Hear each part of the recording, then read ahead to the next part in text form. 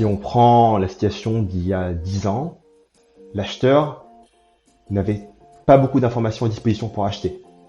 Pour avoir de l'information, fallait appeler les fournisseurs pour que les fournisseurs essaient de leur vendre les produits et leur donnent de la documentation. Aujourd'hui, voilà, comme on le sait tous, on a Internet, on a des blogs, on a des influenceurs, on a des Slack, on a des podcasts, des chaînes YouTube, etc.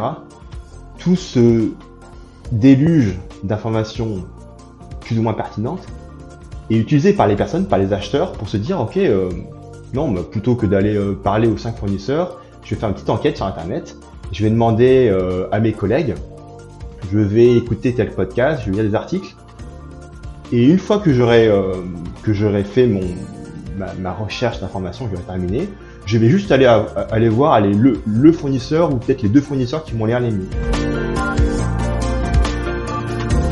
Bienvenue à tous dans ce nouvel épisode de System Sales, le podcast qui donne enfin la parole aux ingénieurs pour leur permettre de partager avec vous leur parcours exceptionnel. Aujourd'hui, je reçois Moni Chim, freelance en marketing et en sales B2B pour les entreprises qui cherchent à faire de la croissance. Moni, vous allez voir, nous a donné des grosses astuces pour arriver à réconcilier les ingénieurs, le marketing et la vente. J'ai beaucoup aimé cet épisode, ça a été un échange hyper dynamique. Vous allez voir, vous n'allez pas vous ennuyer. Et dans les 10 dernières minutes, on a aussi parlé de podcast et de création de contenu. Donc pour tous ceux que ça intéresse, n'hésitez pas à rester jusqu'au bout. Avant de démarrer cet épisode, je voudrais te parler d'une solution innovante que j'ai découverte pour générer des propositions commerciales très rapidement, complètement interactives, dynamiques et beaucoup plus encourageantes vis-à-vis de tes clients qu'un simple PDF. Comme toi, avant, je passais des heures à produire, corriger et envoyer des propositions au format PDF, à les envoyer en pièce jointe d'un email. Cela créait de la frustration de chaque côté, de la part du client qui attendait la dernière minute pour recevoir les informations voulues, de l'angoisse de mon côté car je ne savais jamais comment le support était reçu et perçu une fois le document envoyé. J'ai longtemps cherché un outil qui me permettrait de basculer d'un PDF sans vie en un espace collaboratif entre moi et mes clients, mais aussi entre moi et mes équipes. Aujourd'hui, tout cela est rendu possible grâce à Pan.app, un outil qui va te permettre d'organiser un storytelling poussé et personnalisé pour tes prospects avec des propositions au format web. Si cet outil t'intéresse, je te mets un lien dans le descriptif de l'épisode. Grâce à ce lien, tu auras de ma part 2 mois offerts sur ta licence annuelle. Si vous souhaitez soutenir ce podcast et continuer à écouter ces passionnantes interviews, n'hésitez pas à le partager autour de vous, dans votre famille, dans vos cercles d'amis, dans vos réseaux professionnels, sur les réseaux sociaux évidemment, de le noter 5 étoiles sur Apple Podcast ou Spotify et de laisser un commentaire. Voilà, je vous laisse en compagnie de Moni dans ce nouvel épisode de System Sales. Bonjour à tous, bienvenue dans ce nouvel épisode de System Sales. Aujourd'hui, je suis ravi d'accueillir Moni Chim qui se présente sur LinkedIn comme étant ingénieur et freelance marketing. Il est aussi l'hôte du podcast Marketing B2B. Je vous conseille d'aller l'écouter. Moi, j'en ai écouté quelques épisodes. Franchement, c'était top. Ce qui m'a attiré vers Moni, je ne vais pas vous cacher que c'était un de ses posts qui m'avait fait mourir de rire. Peut-être que ça fait écho à certains vécus personnels. Il nous avait fait un post à pas piquer des hannetons sur comment mieux aligner ses équipes sales et marketing. Donc, voilà, j'ai décidé que ça ferait l'objet d'un épisode aujourd'hui. Salut Moni, et je te laisse te présenter aux auditeurs. Salut Mathieu, merci beaucoup de m'accueillir sur ton podcast. Moi, je suis freelance marketing B2B, spécialisé sur le secteur industriel et anciennement ingénieur en mécanique. Moi, mon boulot, c'est d'aider les PME industrielles de plus de 50 employés à construire un moteur marketing qui génère des opportunités commerciales et du revenu. Les programmes marketing que je mets en place génèrent plusieurs millions d'euros de chiffre d'affaires chaque année pour mes clients. Quand je démarre avec un client, j'audite tout son entonnoir commercial, du site au processus de vente, en passant par toutes les campagnes et contenus, ce qui me permet de proposer un plan d'action personnalisé pour la première année. Typiquement, il faut 2 mois pour optimiser l'entonnoir commercial. Puis j'aide mon client à mettre en place dans le bon ordre les campagnes marketing qui vont générer des opportunités commerciales et du revenu. Eh ben écoute, c'est super cool. Et comment ça t'est venu l'idée de te lancer comme ça en freelance sur une activité sales? Parce que c'est des choses qu'on voit, commence à voir apparaître justement. Alors les coachs en gros pour les entreprises, etc. Je dirais que c'est assez fréquent. Enfin, mais alors l'apport marketing, même l'apport de prospection, sales en freelance à une entreprise, c'est quelque chose d'assez nouveau. Qu'est-ce qui t'a donné envie de te lancer là-dessus justement? Hmm. Moi, à la base, comme je t'ai dit, j'étais ingénieur dans l'industrie, mais je suis toujours intéressé au marketing et au commercial, et j'ai toujours été très ouvert d'esprit, beaucoup dans le digital, ce que beaucoup de mes collègues ont remarqué, et j'avais aussi envie d'entreprendre. Donc c'est pour ça que j'ai quitté le métier d'ingénieur pour me remettre dans le domaine du digital. Après, ce qu'il faut savoir, c'est que souvent il y a une sorte de fracture effectivement entre le marketing et les sales. Souvent, c'est des équipes qui se comprennent pas vraiment, qui parfois peuvent même se mettre des bâtons dans les roues.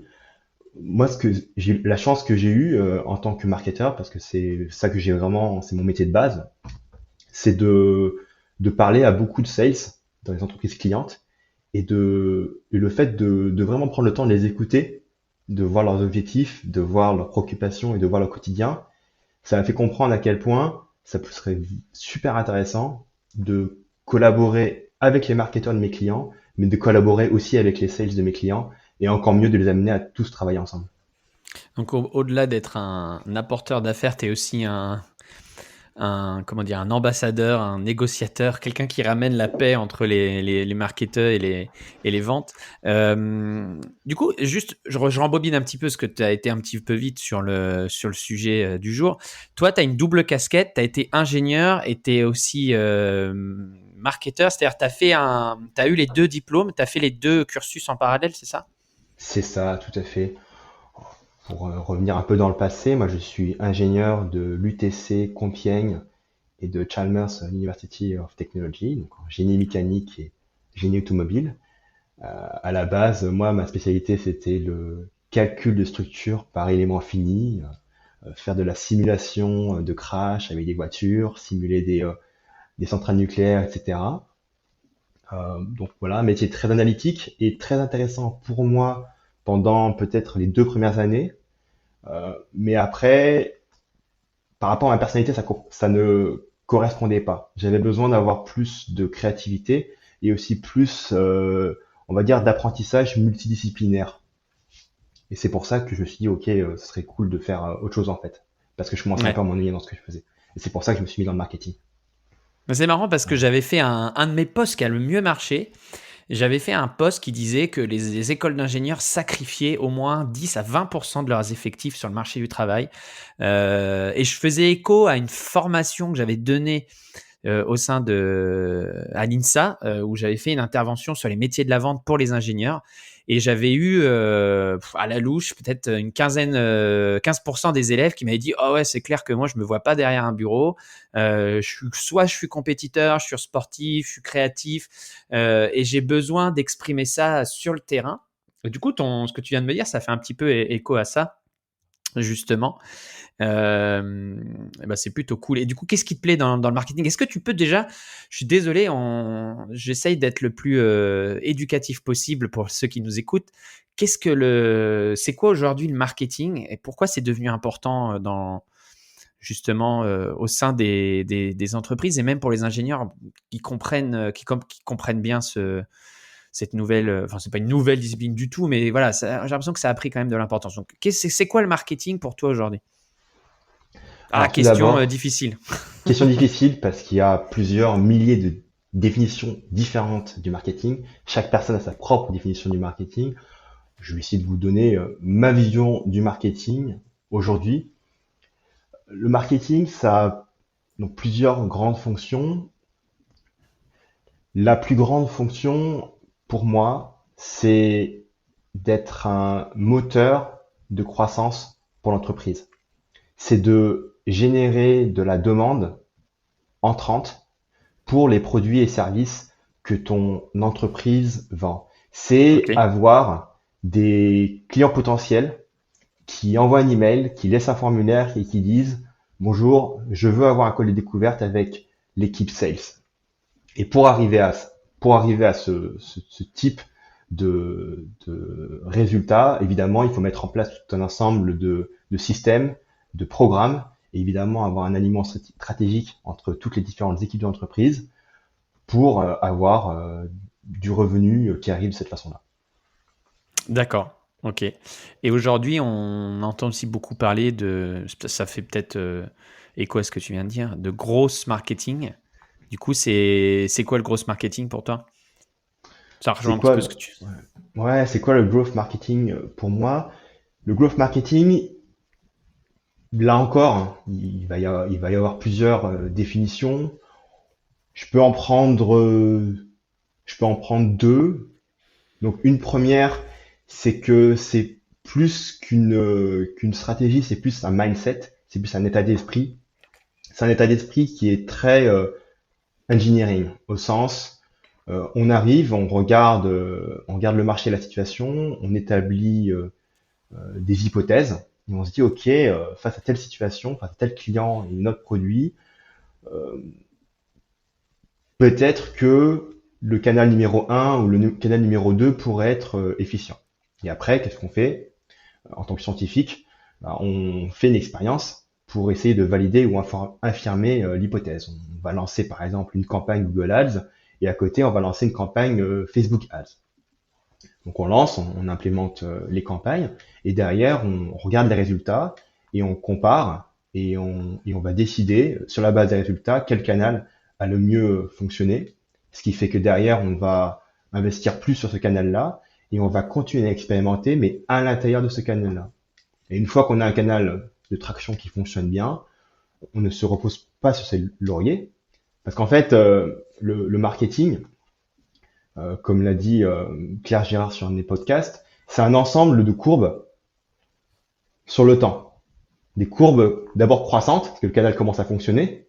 Et puis après, au bout d'un moment, les compétiteurs commencent à arriver, les coûts par clic commencent à augmenter. Et du coup, l'intensité, on va dire, pas l'intensité, mais l'efficacité va diminuer. Et c'est pas quand l'efficacité du canal marketing diminue qu'il faut se dire, oh là là, il faut faire autre chose. C'est même quand on est en phase montante qu'il faut anticiper et se dire, ok, comment va-t-on faire pour expérimenter d'autres canaux, d'autres initiatives, d'autres audiences pour pouvoir, sur le long terme, toujours avoir des courbes décroissantes et, enfin, pardon, croissantes et faire en sorte que même si on a des courbes qui descendent, on a toujours d'autres courbes qui vont prendre le relais. Ok. Et on voit bien là dans ce que tu nous dis qu'on a on a un début d'empiètement du marketing sur le processus de vente qui lui aussi démarre. Lui aussi démarre en phase de prospection et là on a le marketing aujourd'hui qui, grâce aux nouveaux outils d'internet, permettent d'aller manger un petit peu sur le processus de vente, et c'est peut-être de là que commencent à naître les premières frictions. Et du coup, qu'est-ce que tu identifies toi aujourd'hui comme les principales frictions qu'on peut voir par rapport à ton expérience entre les équipes marketing et les équipes sales? Hmm. Là, évidemment, on est sur un vaste sujet. Bah, pour démarrer, il y a une grande mutation dans la façon dont les acheteurs B2B achètent. Ouais. Si on prend la situation d'il y a 10 ans, l'acheteur n'avait pas beaucoup d'informations à disposition pour acheter. Pour avoir de l'information, fallait appeler les fournisseurs pour que les fournisseurs essaient de leur vendre les produits et leur donnent de la documentation. Aujourd'hui, voilà, comme on le sait tous, on a Internet, on a des blogs, on a des influenceurs, on a des Slack, on a des podcasts, des chaînes YouTube, etc. Tout ce déluge d'informations plus ou moins pertinentes est utilisé par les personnes, par les acheteurs, pour se dire, ok, non, bah, plutôt que d'aller parler aux 5 fournisseurs, je vais faire une petite enquête sur Internet, je vais demander à mes collègues, je vais écouter tel podcast, je vais lire des articles, et une fois que j'aurai fait ma recherche d'informations, que j'aurai terminé, je vais juste aller voir le fournisseur ou peut-être les 2 fournisseurs qui m'ont l'air les mieux. Et donc là, ce qui se passe, c'est que toutes les activités euh, de l'entreprise pour essayer d'influencer la personne avec les contenus, c'est du marketing. Donc en fait, ce qui se passe, c'est que le marketing prend plus de place dans le processus d'acquisition clientèle dans le domaine du B2B. Et ça, beaucoup d'entreprises de B2B legacy, elles n'ont pas forcément compris. Par exemple, beaucoup de mes clients, quand ils commencent avec moi, leur acquisition, elle est 100% sales driven. C'est-à-dire que, en gros, 100% de leurs clients, ça vient du fait direct de la force commerciale. Par exemple, de la prospection, des salons, etc. Et si on a un marketeur en interne, c'est la personne qui va faire des brochures, qui va faire le site. Et en gros, on va pas lui donner beaucoup de pouvoir et on va pas lui donner beaucoup de crédit. Et typiquement, il y a peut-être pas beaucoup de respect en fait à cette fonction, parce qu'on suppose que le marketing c'est juste un suppléant à l'équipe sales. Et du coup, pourquoi l'équipe sales respecterait ces gens-là du marketing? Après, il y a d'autres. Bon, voilà, ça c'est juste un aspect. D'autres aspects du fait que ça peut être un peu compliqué entre les équipes, c'est que on peut avoir des KPI différents entre les différentes équipes. Donc, par exemple, aujourd'hui, on va avoir une équipe marketing dont le KPI, c'est générer des leads, générer des prospects, générer des téléchargements de brochures, générer des visites sur le site. De l'autre côté, les sales, qu'est-ce qu'ils veulent? Bah, évidemment, c'est des ventes. Et ils sont incentivisés sur les ventes. Et donc, du coup, le fait d'avoir des objectifs différents, ça fait qu'on peut avoir des équipes qui tirent dans des sens différents. Et du coup, on peut avoir des tensions. Ouais. Non, mais j'aime bien ce que tu dis parce qu'effectivement, quand on est dans... Moi, je me rappelle quand j'ai démarré ma carrière d'ingénieur il y a 15 ans, le service marketing, comme tu disais, c'est celui qui gérait les cartons des brochures. Ah, je vais chez un client, on en est où? Donne-moi les machins, les brochures pour aller voir le client. Et le métier a évidemment complètement changé aujourd'hui. Mais quand on se positionne, j'ai bien aimé ce que tu as dit, quand on se positionne des côtés industriels où on est 100% sales-driven, et aujourd'hui, quand on voit les startups qui sont allez, pas 100%, mais beaucoup trop marketing-driven, on va dire, et qui oublient un petit peu la partie vente, il y a un juste milieu à trouver entre les deux. Mais tu as tout à fait raison. Aujourd'hui, l'image qu'on renvoie, même dans le B2B industriel ou legacy, comme tu as utilisé le mot, et quand on va chercher des informations, on a rencontré un vendeur sur un salon, etc., et qu'on va chercher à se renseigner sur l'entreprise, on va aller voir un petit peu ce qui se passe maintenant automatiquement sur les réseaux sociaux, sur le site internet.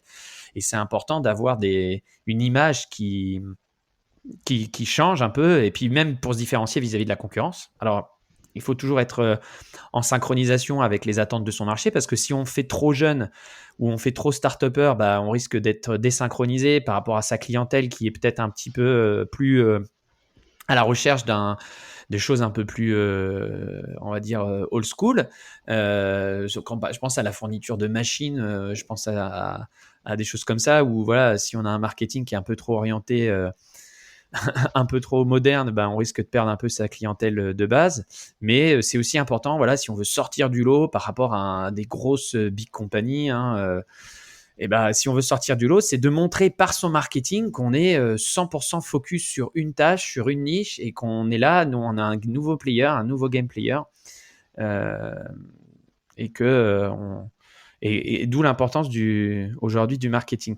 Et par rapport à ce que tu disais justement, et je reviens du coup au poste qui nous avait fait nous rencontrer, qu'est-ce que tu préconises modestement pour justement rapprocher aujourd'hui les équipes sales des équipes marketing?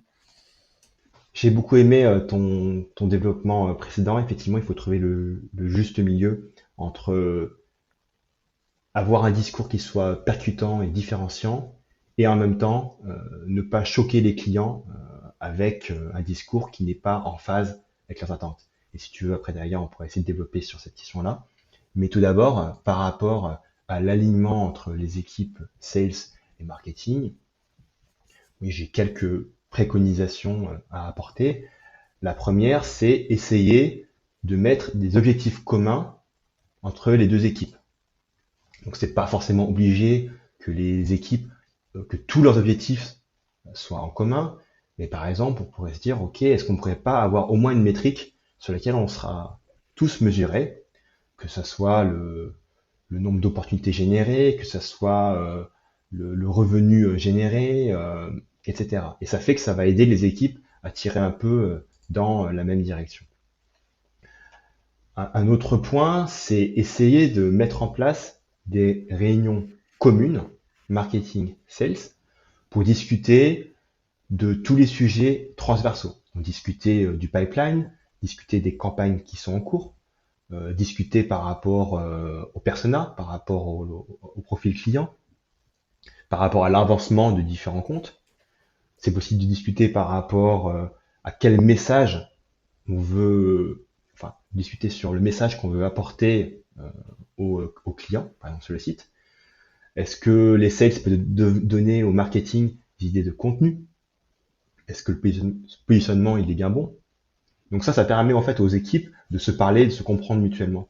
Je pense que l'idéal, c'est que les gens du marketing connaissent le quotidien des gens des sales et que les gens des sales connaissent aussi le quotidien des gens du marketing, plutôt qu'on ait de silos.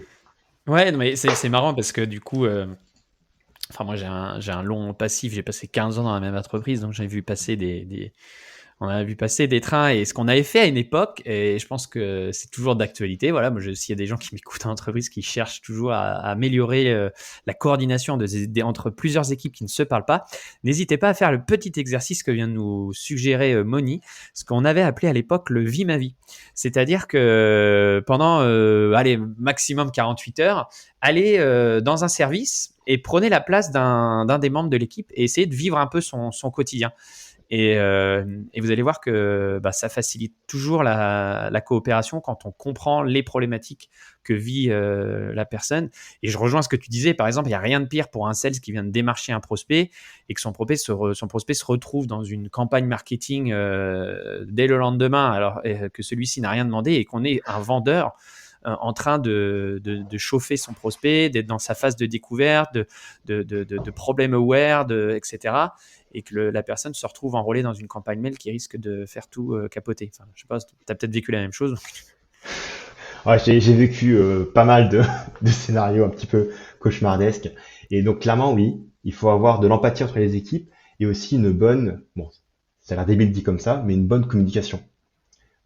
Eh ben oui, ouais, bien sûr. Donc, par exemple, ça paraît tellement débile qu'on le fait pas. Donc, c'est ça. Donc par exemple, voilà, si le marketing veut lancer une campagne, avertir les sales à l'avance.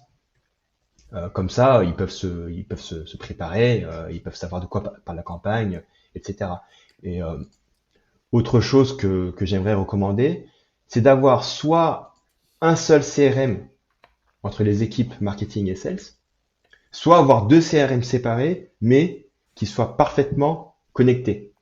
Ce qui fait que pour chaque prospect, en temps réel, que tu sois en marketing ou en sales, tu peux savoir quel est son statut. Tu peux savoir toutes les informations associées à ce prospect. Et du coup, tu évites les petites gaffes comme celle dont tu as parlé tout à l'heure. Ouais. Alors c'est marrant parce que je rembobine et je fais écho à l'épisode que j'avais fait avec Nicolas, qui était le Head of Sales chez nos CRM. Et on avait passé quelques longues minutes à se chauffer et à se mettre d'accord que les CRM, c'est pas toujours des outils qui sont adaptés au métier de sales, justement. Et quand nous on est sales, on a un prospect, ce qui nous intéresse, c'est de voir où il se situe dans notre tunnel de vente, quelles sont les actions associées, etc. Quand au niveau marketing, ce qu'on a besoin, c'est d'avoir une vision un peu plus massive, un petit peu plus où on voit le prospect comme une petite goutte d'eau dans l'océan de personnes à nurturer, etc., à nourrir, des volumes pour donc je rejoins là-dessus, peut-être la nécessité d'avoir deux outils distincts, ou tout du moins les sales qui ont accès au CRM classique, mais de leur laisser l'opportunité d'avoir un autre outil qui réponde un peu plus à leur quotidien, quoi. Mais effectivement, les deux doivent se parler parce que il n'y a rien de pire qu'un prospect qui a suivi un webinar en ligne et qui se fait appeler le lendemain par le vendeur en prospection froide et qui dit « Ah bonjour, est-ce que vous connaissez la compagnie ?» quoi. C'est ça. On serait sur des choses un peu ubuesques, quoi. Ok, Exactement. Écoute, est-ce que tu avais d'autres points que tu voulais mentionner là sur l'amélioration non, sur l'amélioration entre le marketing et les sales, je parle. Oui, carrément. Je sais que j'ai encore d'autres points sur ce domaine. quelque chose qui serait intéressant de faire, c'est d'envoyer les marketeurs en clientèle avec les sales. Ouais. Parce que souvent, les marketeurs, trop souvent, ils sont derrière leur écran à regarder Google Analytics, à lancer des campagnes Google Ads, à écrire des mails, mais ils n'ont pas de données directement des clients. Et donc, le fait d'aller en front avec les clients, de voir leurs objections, de voir leurs inquiétudes, de voir leurs problèmes, c'est ça qui va les aider en fait à être plus utiles, plus aidants vis-à-vis de l'équipe des sales. Après, ça va Ouais, et pas par rapport à que ça. dans. Ouais. Ouais. Vas-y. Non, vas-y, termine. Je disais quoi, ça va pas que dans ce sens-là, ça peut aller aussi dans l'autre sens. Les sales peuvent aider les marketeurs pour le contenu. C'est pas Ouais. que aux marketeurs de trouver toutes les idées de contenu. Parce que qui c'est qui parle le plus aux clients et qui connaît le plus aux clients, c'est les sales. Donc du coup, les sales, ils peuvent faire remonter au marketing tout un tas d'idées, de contenus, de webinars, d'articles qui vont adresser directement des pain points, des préoccupations et des challenges que les clients ils ont aujourd'hui. Ouais, alors du coup, tu as tout à fait raison. Je vois trois super points ici à traiter. Le premier point, pour rebondir à ce que tu disais, c'est effectivement comment amener quelqu'un du marketing à être en première ligne vis-à-vis d'un client. Eh bien, moi, par rapport à ça, j'ai une très bonne suggestion. C'est un avatar, il évolue dans le temps. Et on a besoin d'affiner son message marketing dans le temps. Et quoi de mieux pour affiner son message que de questionner des clients existants, des anciens clients ou des clients existants, et de bien leur reposer les questions. Voilà, pourquoi vous avez choisi de travailler avec nous? Qu'est-ce qui fait que vous allez continuer à travailler avec nous? À quel pain point on a répondu? Et puis des fois, tu réponds à ce que tu disais, tu réponds à des choses que tu t'attendais pas. Ça te permet d'affiner ton positionnement, ça permet d'évoluer sur plein de choses. Donc ça, c'était le premier point. Le deuxième point que j'ai beaucoup aimé de ce que tu as dit, c'est comment on peut engager le marketing et les sales ensemble sur un boulot de marketing. On en parle beaucoup en ce moment, c'est l'implication des équipes de vente sur la communication sur les réseaux sociaux. Le marketing peut justement amener cette connaissance qu'ils ont et ces compétences, ces facilités qu'ils ont de communiquer sur les réseaux pour essayer d'engager les équipes de vente, d'être moteur sur la communication pour justement impliquer les sales sur cette partie marketing. Et le troisième point que tu disais, c'était évidemment, je vais l'oublier, mais c'était non, tu disais l'implication des équipes de vente sur le contenu marketing et sur l'identification des problématiques nouvelles clients. Bien sûr, c'est les vendeurs ou même, on va dire, les product managers ou les project managers qui sont au quotidien du contact des clients et qui peuvent identifier, comme nous, créateurs de contenu, quand on discute avec un client, hop, le client nous donne toujours des idées de création de contenu. Tu connais ça bien. Là, c'est un peu la même chose. C'est-à-dire que voilà, prenez les idées de contenu auprès de vos vendeurs ou de vos project managers, quoi. Tu m'inspires aujourd'hui, Moni. Mais j'adore, parce que du coup, ça va faire un épisode hyper dynamique. C'est super. Carrément. Et on peut encore faire dans le sens inverse. On peut demander aux marketeurs d'aller voir les sales et de leur dire, OK, pourquoi les deals ils ont pas closé, quelles ont été les objections, quels ont été les Bien sûr. blocages clients, et du coup, ils vont pouvoir faire du sales enablement. Donc les marketeurs vont pouvoir aider les sales à créer des contenus vraiment quali et vraiment adaptés pour pour aider, on va dire, les clients à convertir davantage. Ouais, carrément, on est sur un processus itératif. Pourquoi on fait pas des Rex ensemble? Ouais, c'est carrément. Enfin, moi, je trouve ça. Après, on imagine que c'est facile à faire, je pense, dans des petites structures, mais même si on voit que la non-communication, elle existe aussi dans les petites structures, mais ouais, dans les grosses structures, dans les grosses multinationales, etc., j'imagine que ça ne doit pas être simple, justement, d'avoir ce partage d'informations et ces échanges, cette itération entre marketing et sales. Ok. Est-ce que tu as un autre point, toujours sur le même sujet, la coopération entre les sales et le marketing? Ah oui, j'en ai encore au moins un autre. En fait, quelque chose qui pour moi est vraiment unifiant, c'est avoir un objectif, pas un objectif, c'est avoir un vrai projet en commun. Je m'en souviens, c'est ce que disait Cialdini dans un de ses livres. Il parlait d'une expérience qui avait été faite. Ils avaient pris deux équipes, les rouges et les verts, ou une chose comme ça. Et ils s'opposaient beaucoup, ils faisaient la guerre entre eux. Et ce n'est que quand ils leur ont demandé de faire quelque chose en commun qu'ils se sont vraiment réunifiés. Et en fait, on peut faire exactement la même chose au niveau de l'alignement marketing sales. On peut le faire via des campagnes ABM. ABM, ça veut dire Account Based Marketing, ou en français, marketing des comptes stratégiques. Donc c'est quoi l'ABM? Pour dire ça simplement, c'est une initiative marketing sales dont le but est d'aller directement chercher des gros comptes avec des campagnes hyper personnalisées et hyper alignées entre le marketing et les sales. Donc c'est un effort concerté entre les deux équipes pour aller chercher ses clients idéaux. Donc, Ok. et en fait, si tu veux, avec ça, tu peux commencer avec une campagne pilote. Une campagne pilote pour démontrer que ça fonctionne. Par exemple, commencer avec une réunion commune entre marketing et sales, où on va vraiment se poser, on va se dire, on va pas dire, c'est pas genre une wishlist, c'est pas ok, on va prendre, on va avoir Microsoft, Coca-Cola comme client et c'est tout. Non, c'est quels vont être les meilleurs fits, quels vont être les clients absolument idéaux pour notre offre, sachant que on va plus prendre le haut du panier.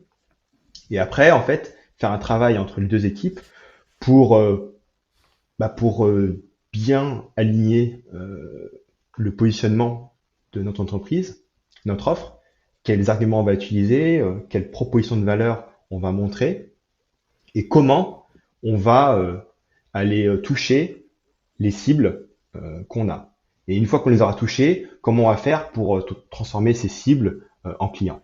Donc après, voilà, il y a plein d'outils, plein de tactiques qu'on peut utiliser. Je ne vais pas forcément rentrer dans le détail, mais c'est le fait de travailler main dans la main avec 10 comptes ciblés, 20 comptes ciblés, et après derrière de gagner ensemble, qui va faire que les équipes vont se dire, oh, c'est super, quand on travaille ensemble, on a vraiment de super résultats, donc il faut qu'on continue à faire ça. Ok. Bah écoute, on te remercie pour tes conseils. Il y avait un point qu'on avait décidé d'aborder ensemble, ayant tous les deux le même parcours. Enfin, bon, tu me diras, c'est une évidence puisque tu es invité dans le podcast, donc tu es forcément un ingénieur. Quand on est ingénieur et qu'on attaque dans la vente ou dans le marketing, ou on le voit dans les entreprises, beaucoup de account managers sont d'anciens ingénieurs reconvertis en gestion de clientèle et dans la vente, et n'ont pas toujours les clés, les billes pour aborder ces fonctions-là, ou tout du moins comprendre le client. Qu'est-ce que tu peux nous dire là-dessus, toi qui as vécu un peu les deux côtés Bah, pour moi, il y a deux erreurs les plus souvent commises par les ingénieurs, et ce sont des ingénieurs que j'ai faites, donc que je connais parfaitement. La première, c'est le biais cognitif de la malédiction de la connaissance. En anglais, c'est curse of knowledge. Donc en fait, tu parles à quelqu'un, à l'oral ou à l'écrit, et tu supposes inconsciemment que les gens à qui tu parles, ils ont les mêmes connaissances pour comprendre ce que tu leur dis. Et donc du coup, tu n'arrives pas à comprendre que ce qui est évident pour toi, ça ne l'est pas du tout pour les autres. Donc tu te dis, mais ouais, ils sont débiles en fait, les autres. Et ça ça cause beaucoup de soucis évidemment. Donc mon conseil, c'est d'essayer de faire preuve d'un maximum d'empathie, essayer de te mettre à la place des interlocuteurs. Donc simplifie ton langage à leur niveau, évidemment sans les prendre pour des idiots. Donc c'est de se mettre au même niveau en fait que. Et comment on fait? Ouais. Non, non, mais j'adore ce que tu dis parce que là, on parle évidemment entre Français, mais quand on commence à attaquer le marché international, c'est encore pire. Et combien de fois on a vu des ingénieurs partir dans des explications et perdre leur audience à cause d'incompréhension sur de la terminologie ou des choses comme ça, quoi. Ouais. Et la seconde erreur que font le plus souvent les ingénieurs, c'est de pas trop respecter les gens du sales et du marketing. Je Tu sais as bien, hein, j'ai été ingénieur une pendant 5 vision un ans. peu, une vision un peu péjorative Ouais, du c'est rôle. ça. Ouais, c'est du marketing, sales, c'est du blabla, machin. Enfin, ça sert à rien, etc., etc. C'est nous qui produisons la valeur. Et moi, je pensais ça à l'époque, hein. En fait, voilà, le truc, c'est que les gens du sales et marketing, ce sont eux qui vont permettre d'aller générer de la demande pour les produits que toi tu crées, puis après convertir cette demande en chiffre d'affaires.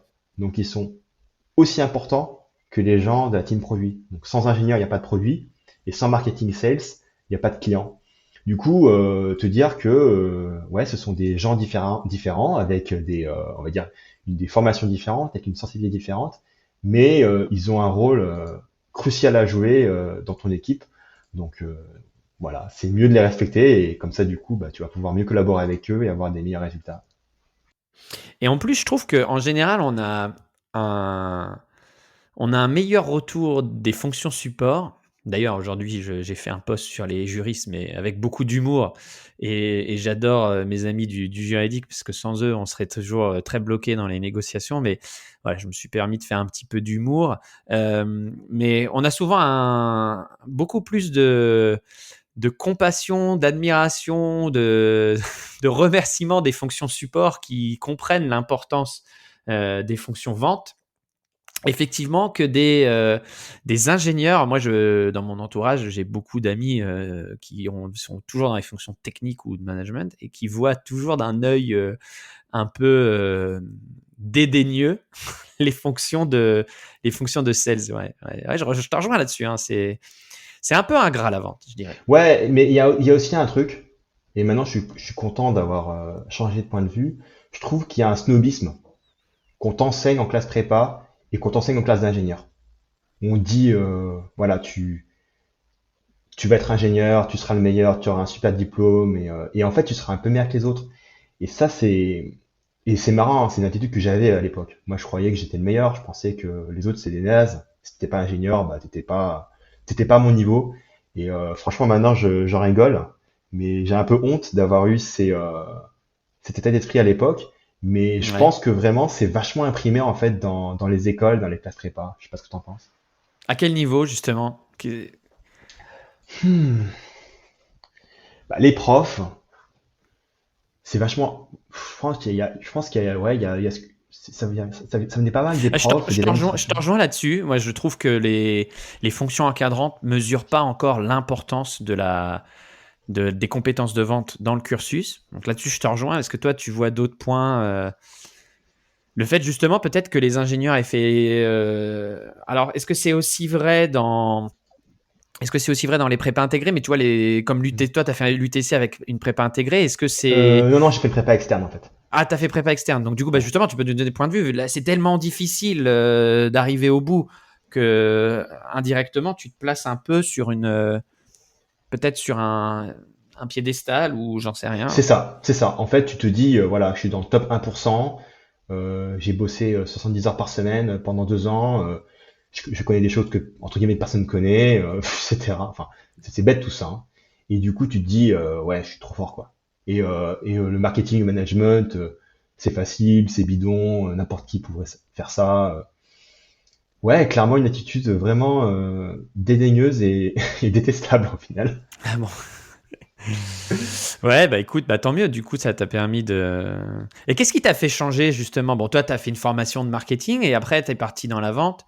Bah, Euh, en fait, ce qui est marrant, c'est que j'ai même pas fait de formation académique en marketing. J'ai pris des cours en ligne, j'ai lu Ah, des d'accord. bouquins, j'ai lu des blogs, et après j'ai bossé pour une startup. J'ai dit allez-y, faites-moi travailler, je vais tout faire pour vous.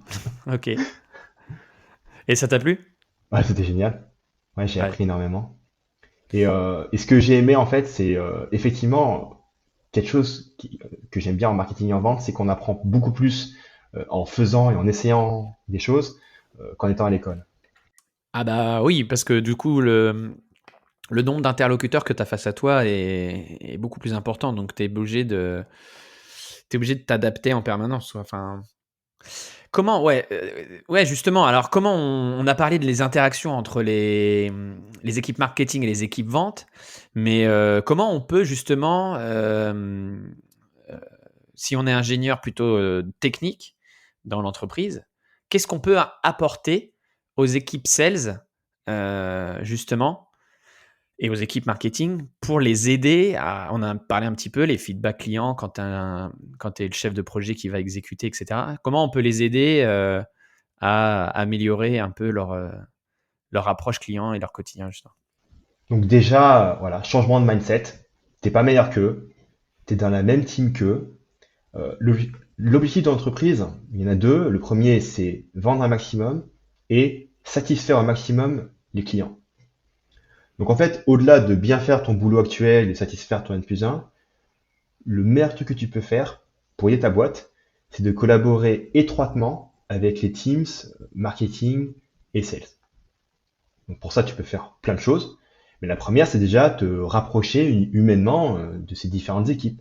Donc par exemple, tu peux essayer d'aller déjeuner avec eux, tu peux essayer de venir les voir, tu peux changer de place dans l'open space, t'asseoir à côté d'eux, essayer d'écouter leur conversation, participer. Euh, Tu peux leur présenter ce que tu fais de façon simple, mais pas simpliste. Et en fait, si tu veux, en faisant tout ça, tu vas comprendre leur niveau de sophistication par rapport au produit que toi tu conçois. Et donc du coup, ça te permet de lutter un peu contre le biais de la malédiction de la connaissance dont on parlait tout à l'heure. Et du coup, tu vas pouvoir communiquer avec eux d'une façon adaptée, ce qui fait que ça va être beaucoup plus fluide. Et c'est aussi très important d'absorber leur vocabulaire et leur langage au maximum. Donc du coup, si tu veux, si tu passes du temps à discuter avec eux pour comprendre leur point de vue, pour comprendre leur quotidien, pour comprendre ce qu'ils ont besoin d'accomplir tous les jours, bah, ça va t'aider en fait à mieux communiquer avec eux et aussi à mieux les aider. Et indirectement, tu pourras aussi mieux comprendre les attentes des clients finaux.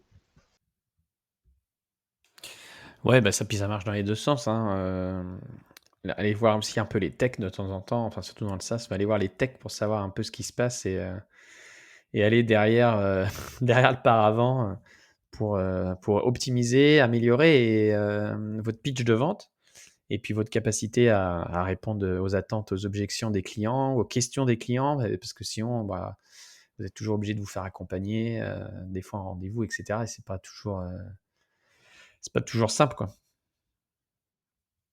OK. Est-ce que tu as un autre sujet de prédilection que tu voulais qu'on traite, lors de cet épisode? Je vois que tu es très actif sur les réseaux sociaux.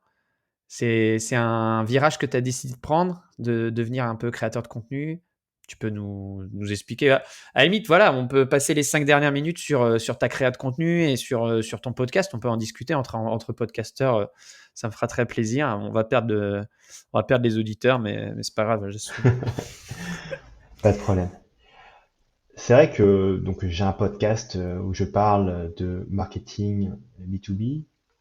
Le Ouais. podcast, c'est un fantastique moyen de continuer à engager tes audiences, à les fidéliser, c'est-à-dire que toutes les semaines, elles vont t'entendre parler pendant 10, 20, 30, 60 minutes parfois. Donc il y a une rétention qui est très très forte. Et en fait, si tu veux, c'est beaucoup plus. Moi, je préfère avoir quelqu'un qui m'écoute pendant 30 minutes tous les jours sur mon podcast que quelqu'un qui vient vaguement lire mon post sur LinkedIn. Donc c'est extrêmement qualitatif.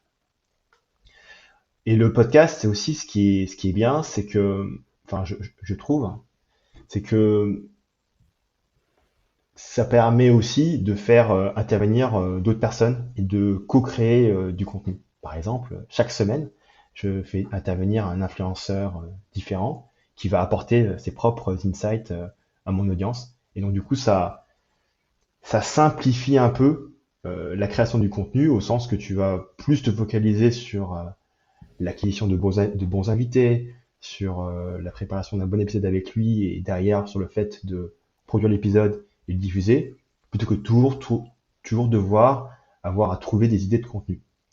Par exemple, moi, quand je me suis lancé dans la création de contenu, je me disais, mais ok, mais je sais pas trop de quoi parler. Et l'avantage d'un podcast avec un format interview, c'est que même si t'as pas forcément trop d'idées, il suffit juste de savoir un peu à quoi s'intéressent tes audiences cibles pour inviter les bonnes personnes et derrière leur donner le contenu qu'elles veulent. Donc ça, c'est par Qu'est-ce qui te rapport. plaît toi? Qu'est-ce qui te plaît toi personnellement dans le podcast? Ah, qu'est-ce qui me plaît moi par Après, rapport au podcast? avec un peu de recul, justement. Ouais. Bah, moi, ce qui me plaît, c'est que bah, déjà, je sais que ça plaît aux gens, j'ai des bons retours, ils apprennent plein de trucs. Moi, Ouais, ta j'apprends mère et ta énormément. famille, ça compte pas, hein.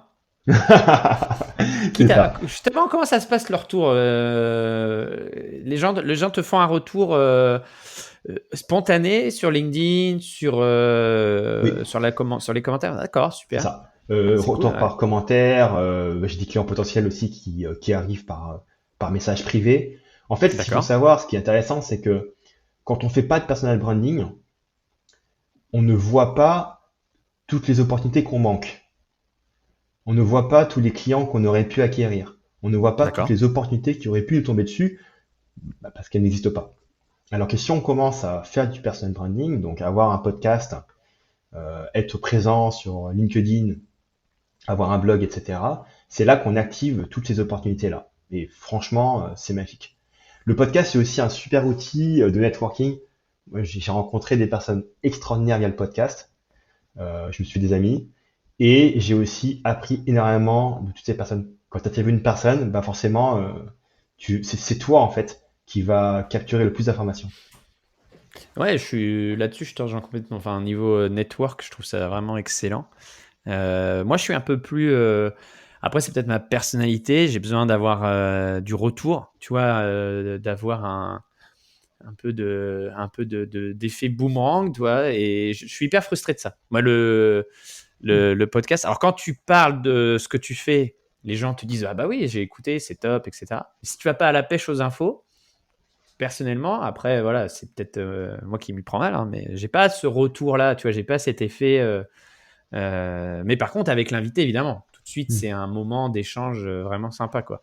Et du coup, avec ton expérience, toi, qu'est-ce que tu conseillerais aux gens qui veulent se lancer pour avoir justement plus d'interaction avec Hmm. les auditeurs, avec ta, Ouais. je sais pas, avec du. Ça fait combien de temps que tu l'as Moi, lancé, toi? ça fait un an que j'ai lancé mon podcast. Ah oui, oui, oui. Donc, t'as quand même de la bouteille. T'as quoi comme volume d'écoute là en ce moment? Tu Moi, je suis sais? sur un podcast de niche. Donc moi, j'ai à peu près 200 écoutes par épisode. Ok, c'est très bien. Et Et ça me va bien. ouais, c'est très bien. Et ce qu'on sous-estime aussi, c'est de regarder les écoutes. Regardez vos écoutes mensuelles, les gars, parce que souvent on est impressionné par l'effet boule de neige des épisodes précédents. Quelqu'un qui vient, qui est nouveau, il va aller écouter les épisodes précédents. Et du coup, vous avez un volume d'écoute souvent mensuel qui est assez intéressant de monitorer sur la durée. Et je Hmm. rembobine, je reviens sur ma question.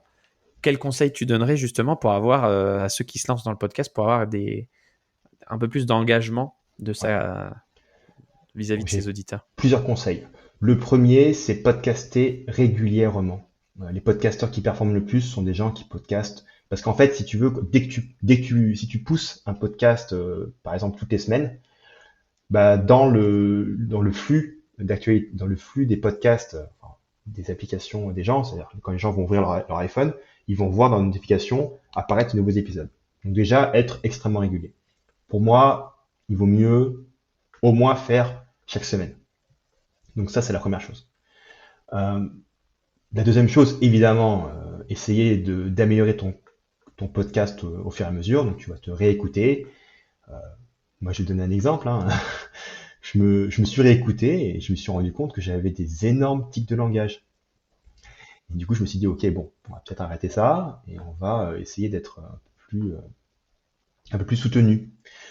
Après, derrière, quelque chose de très important, c'est la distribution du podcast. Dans le contenu, il y a ce qu'on appelle la production et derrière la distribution. Souvent, on a des gens qui disent, allez, on va mettre 90% du temps à produire le contenu et après, hop, on va faire un petit post, un petit tweet et terminé, merci, au revoir. Alors que, en fait, il faut passer beaucoup de temps à distribuer ton contenu parce que si tu veux, nativement, ton podcast, il va pas augmenter.